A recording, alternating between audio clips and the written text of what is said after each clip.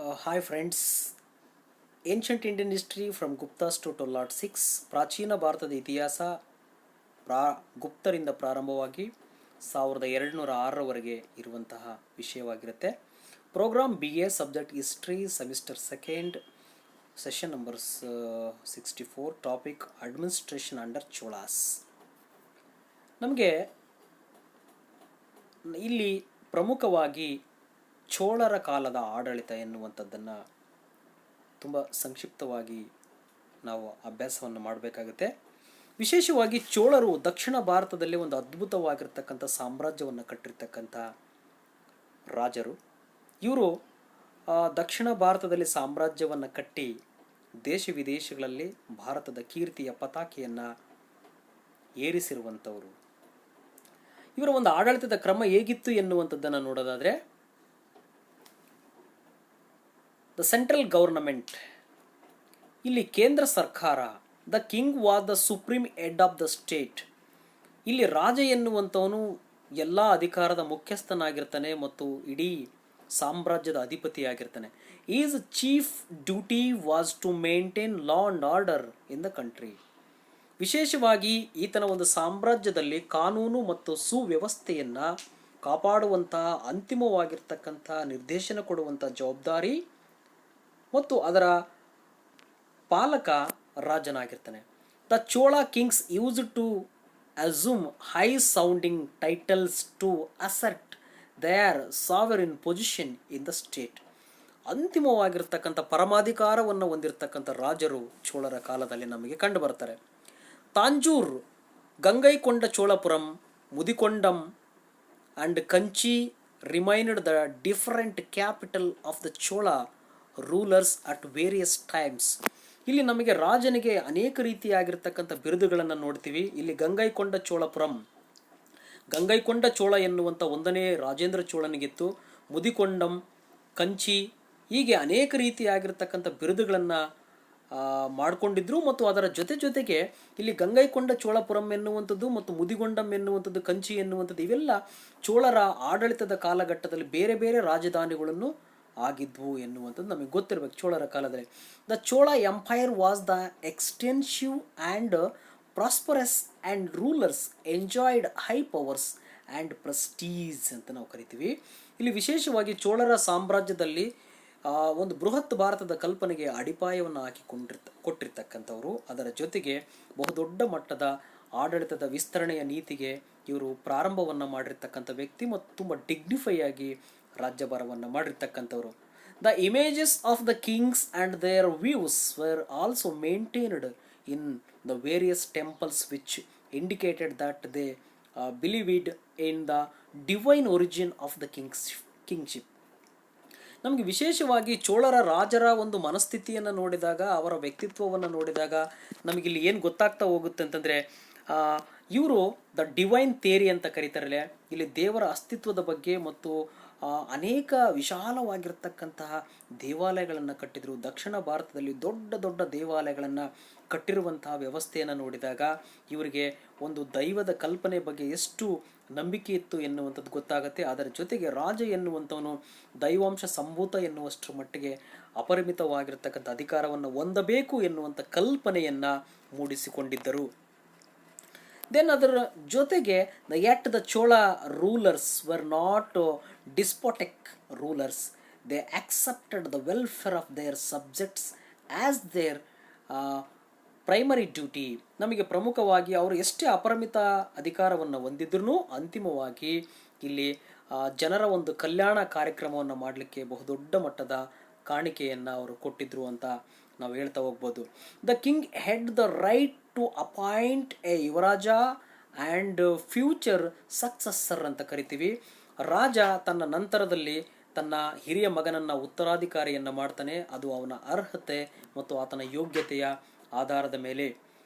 He might be the ablest a son or any other persons capable of the holding the system of administration provided the king had no son to succeeded ಅಂತ ನಾವು ಕರಿತೀವಿ. ಇಲ್ಲಿ ವಿಶೇಷವಾಗಿ ಅವನು ಎಷ್ಟು ಮಟ್ಟಿಗೆ ಆಡಳಿತದ ಮೇಲೆ ನಿಯಂತ್ರಣವನ್ನು ಸಾಧಿಸಬಹುದು ಮತ್ತು ಯುದ್ಧ ನೀತಿಯಲ್ಲಿ ಪರಿಣಿತಿಯನ್ನು ಪಡೆದಿರಬಹುದು ಮತ್ತು ಅದರ ಜೊತೆಗೆ ಆತನ ಎಲ್ಲ ಒಂದು ಅರ್ಹತೆಯನ್ನು ನೋಡಿಕೊಂಡು ತನ್ನ ನಂತರದಲ್ಲಿ ತನ್ನ ಮಗನಾಗಿರ್ತಕ್ಕಂಥ ಯುವರಾಜನನ್ನು, ಸಮರ್ಥ ರಾಜನನ್ನು ನೇಮಕ ಮಾಡುವಂಥ ಕೆಲಸ ರಾಜ ಮಾಡ್ತಾ ಇದ್ದ. The Chola king was the fountain, the head of justice and war the supreme power in judicial matters. ಆತ ಇಲ್ಲಿ ನಮಗೆ ಪ್ರಮುಖವಾಗಿ ನ್ಯಾಯದ ವಿಚಾರಕ್ಕೆ ಬಂದರೆ ಮತ್ತು ಅದರ ಜೊತೆಗೆ ಬೇರೆ ಬೇರೆ ಆಗಿರ್ತಕ್ಕಂಥ ಯುದ್ಧದ ನೀತಿಗೆ ಬಂದಾಗ ಅಂತಿಮವಾಗಿರ್ತಕ್ಕಂಥ ಅಧಿಕಾರ ರಾಜನದೇ ಆಗಿರುತ್ತೆ. ಬಿಟ್ಟರೆ ಅಲ್ಲಿ ಬೇರೆ ಅಧಿಕಾರದ್ದು ಏನೂ ಇರಲ್ಲ. ಬೇರೆ ಅಧಿಕಾರಿಗಳ ಯಾವುದೇ ಒಂದು ನಿರ್ಧಾರ ತೆಗೆದುಕೊಳ್ಳಲಿಕ್ಕೆ ಸಾಧ್ಯವಿಲ್ಲ. The king was assisted by the ministers and other high officials of the state in administration. ರಾಜನಿಗೆ ಅನೇಕ ಸಲಹೆಗಳನ್ನು, ಸೂಚನೆಗಳನ್ನು ಕೊಡಲಿಕ್ಕೆ ಮಂತ್ರಿ ಪರಿಷತ್ತು ಮತ್ತು ಉನ್ನತ ಅಧಿಕಾರಿಯ ವಲಯ ಎನ್ನುವಂಥದ್ದಿರುತ್ತೆ. However, it was not essential on the part of the king to accept their proposals. ಅವನು ಅದನ್ನು ಸ್ವೀಕಾರ ಮಾಡಿದ್ರೂ ಮಾಡಬಹುದು, ಅದನ್ನು ರಿಜೆಕ್ಟ್ ಮಾಡುವಂಥ ಅಧಿಕಾರ ರಾಜನಿಗಿರುತ್ತೆ. The most important contribution of the Chola rulers was that they maintained a well organised civil service to look after the work of administration ಅಂತ ಕರಿತೀವಿ. ನಮಗೆ ಪ್ರಮುಖವಾಗಿ ಚೋಳರ ಕಾಲದಲ್ಲಿ ಬಹಳಷ್ಟು ಅಧಿಕಾರಿ ವರ್ಗದವರು ಅದ್ಭುತವಾಗಿರ್ತಕ್ಕಂಥ ಆಡಳಿತಾತ್ಮಕ ಅನುಭವವನ್ನು ಹೊಂದಿದ್ರು ಮತ್ತು ಚೋಳರ ಸಾಮ್ರಾಜ್ಯದ ಏಳಿಗೆಗೆ ದುಡಿಯುವಂಥ ಪ್ರಯತ್ನವನ್ನು ಮಾಡಿದರು. The Chola rulers being despots they maintained a powerful and large army. ಬಹುದೊಡ್ಡ ಮಟ್ಟದ ಆಡಳಿತವನ್ನು ಕಟ್ಟಿಕೊಂಡಿರ್ತಕ್ಕಂಥವರು ಚೋಳರು. The army of the Chola kings was the disciplined and trained. ಅವರ ಒಂದು ಸೈನಿಕರು ಶಿಸ್ತುಬದ್ಧವಾಗಿರ್ತಕ್ಕಂಥ ತರಬೇತಿಯನ್ನು ಪಡ್ಕೊಂಡಿದ್ರು. ತುಂಬ ಅದ್ಭುತವಾಗಿರ್ತಕ್ಕಂಥ ಯುದ್ಧವನ್ನು ಮಾಡಲಿಕ್ಕೆ ಚಾಚು ತಪ್ಪದ ನಿಯಮಗಳನ್ನು ಪಾಲನೆ ಮಾಡ್ತಾ ಇದ್ರು. It was divided into 3 chief divisions that the infantry, cavalry and elephants ಅಂತ ನಾವು ಕರಿತೀವಿ. ಇವರು ಪ್ರಮುಖವಾಗಿ 3 ಭಾಗಗಳನ್ನು ಮಾಡಿದ್ರು. ಅದರ ಜೊತೆಗೆ ಇಲ್ಲಿ ಕಾಲ್ದಳ ಎನ್ನುವಂಥದ್ದು ಮತ್ತು ಆನೆದಳ ಎನ್ನುವಂಥದ್ದು, ಗಜಪಡೆ ಎನ್ನುವಂಥದ್ದನ್ನು ಪ್ರಮುಖವಾಗಿ ಮಾಡಿಕೊಂಡಿರ್ತಾರೆ. Besides they also maintained a strong artillery and navy ಅಂತ ಕರಿತೀವಿ. ಅದರ ಜೊತೆಗೆ ಇಲ್ಲಿ ನಮಗೆ ಪ್ರಮುಖವಾಗಿ ನೌಕಾದಳ ಎನ್ನುವಂಥದ್ದಿತ್ತು ಮತ್ತು ಅದರ ಜೊತೆಗೆ ಸಿಡಿಮದ್ದುಗಳನ್ನು ಬಳಕೆ ಮಾಡುವಂಥ ಒಂದು ಪ್ರಯತ್ನವನ್ನು ಮಾಡಿದರು. The Chola rulers captured several islands with the help of their powerful army. ಇಲ್ಲಿ ಪ್ರಮುಖವಾಗಿ ಅನೇಕ ಸುಮಾತ್ರ ಎನ್ನುವಂಥ ದೇಶ, ಸಿಮ್ಮಳ ಎನ್ನುವಂಥ ದೇಶದ ಮೇಲೆ ನೌಕಾಯನವನ್ನು ಮಾಡಿ ಆ ಪ್ರದೇಶಗಳನ್ನು ಗೆದ್ದಿರಲಿಕ್ಕೆ ಇವರಲ್ಲಿರ್ತಕ್ಕಂಥ ಒಂದು ನೌಕಾ ಸೈನಿಕರ ಒಂದು ಸಾಮರ್ಥ್ಯ ಎನ್ನುವಂಥದ್ದು ಗೊತ್ತಾಗುತ್ತೆ. Their army provide to be very helpful in establishing their authority over the entire southern India. ಇವರ ಒಂದು ಆರ್ಮಿಯ ಸಾಮರ್ಥ್ಯ ಇಡೀ ದಕ್ಷಿಣ ಭಾರತದ ಸಾಮ್ರಾಜ್ಯವನ್ನು ಕಟ್ಟಲಿಕ್ಕೆ ಬಹುದೊಡ್ಡ ಮಟ್ಟದ ಒಂದು ಕಾಣಿಕೆಯನ್ನು ಕೊಟ್ಟಿದೆ ಅಂತ ನಾವು ನೋಡ್ತಾ ಹೋಗ್ಬೋದು. The provinces, the empire was the divided into the several provinces. ಅನೇಕ ಇಲ್ಲಿ ಪ್ರಾಂತ್ಯಗಳನ್ನಾಗಿ ವಿಂಗಡಿಸಿದ್ರು ಸಾಮ್ರಾಜ್ಯವನ್ನು. These were called mandalas. They were either 7 or 8 during the period of Rajaraja first. ಇಲ್ಲಿ ನಮಗೆ ಪ್ರಾಂತ್ಯಗಳನ್ನು ಮಂಡಲಗಳನ್ನಾಗಿ ವಿಂಗಡಿಸಿರ್ತಾರೆ. The mandalas were divided into nadas or valanadu ಅಂತ ಕರಿತೀವಿ. ಇಲ್ಲಿ ಮಂಡಲಗಳನ್ನು ಅಗೇನ್ ಪುನಃ ಮತ್ತೆ ನಾಡುಗಳನ್ನಾಗಿ ವಿಂಗಡಿಸ್ತಾರೆ. Were further divided into kurrams and kottams. ಆಮೇಲೆ ನಾಡುಗಳನ್ನು ಕುರ್ರಮ್ಗಳನ್ನಾಗಿ ಕೊಟ್ಟಮ್ಗಳನ್ನಾಗಿ ವಿಂಗಡಿಸ್ತಾರೆ. Every kurram had several villages which were the smallest units of administration. Kurram ಎನ್ನುವಂಥದ್ದು ಇಲ್ಲಿ ಆಡಳಿತದ ಕಟ್ಟಕಡೆಯ ಒಂದು ಘಟಕದ ಹಂತಕ್ಕೆ ಬಂದು ನಿಲ್ಲುತ್ತೆ. ಅದು ಪ್ರಮುಖವಾಗಿ ಒಂದು ಚಿಕ್ಕ ಘಟಕ, ಆಡಳಿತದ ಘಟಕ ಅಂತ ನಾವು ನೋಡ್ಬೋದು. The administrative in charge of the mandalas was given to the people of the royal blood ಅಂತ ಕರಿತೀವಿ. ಇಲ್ಲಿ ಅಂದರೆ ಪ್ರಾಂತ್ಯಗಳ ಮುಖ್ಯಸ್ಥರೇ ಅಂತಂದರೆ ರಾಜನ ಸಂಬಂಧಿಕರು ಮತ್ತು ಯುವರಾಜ ಎನ್ನುವಂಥವ್ರು ಮಾತ್ರ ಆಗಲಿಕ್ಕೆ ಸಾಧ್ಯ. ಉಳ್ಕೆದವರಿಗೆ ಅವಕಾಶ ಎನ್ನುವಂಥದ್ದು ಕಡಿಮೆ ಇತ್ತು. ದೇವರ್ ಕಾಲ್ಡ್ ದ ಮಂಡಲೇಶ್ವರ. ಅವರನ್ನು ಮಂಡಲೇಶ್ವರ ಅಥವಾ ಮಂಡಲಾಧಿಪತಿ ಅಂತ ಕರೀತಾರೆ. Then the feudatories, the important feudatories of the Cholas were Banas, Nolambas, Pallavas, Chedis ಅಂತ ಕರಿತೀವಿ. ಇವರ ಕಾಲದಲ್ಲಿ ಅನೇಕ ಸಾಮಂತ ರಾಜರುಗಳು ಇರ್ತಾರೆ.